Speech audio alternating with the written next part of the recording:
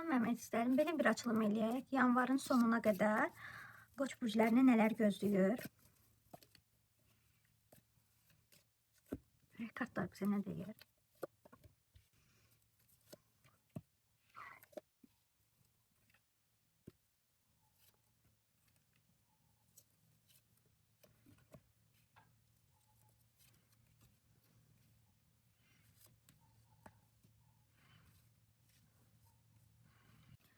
Başlanğıcda fokus iş, məsuliyyət, plan, nizam üzərindədir.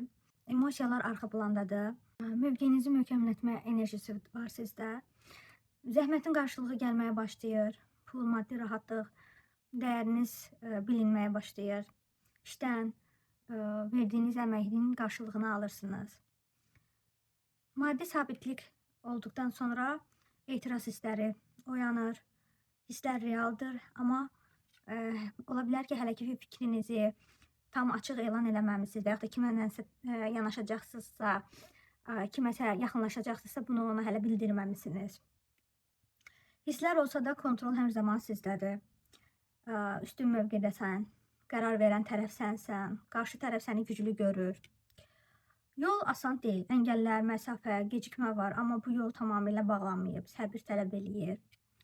Nəticə olaraq bolluq, doluluq gəlir. Yəni əlin boş qalmır. Həm maddi, həm emosional olaraq təmin olunursan. Bu kart deyir ki, tələsmə, hər şeyi müşahidə et. Ümumilikdə tələsmə, hər şeyi nəzarətdə saxla. Ağıllı taktika işlədərək hərəkət et. İş gələcək planlara fokuslandıqca mövqeyin daha da güclənəcək. Səbirli ol, hər bir nəticə həm sevgidə, həm maddiyyatda xeyirli və formalaşacaq.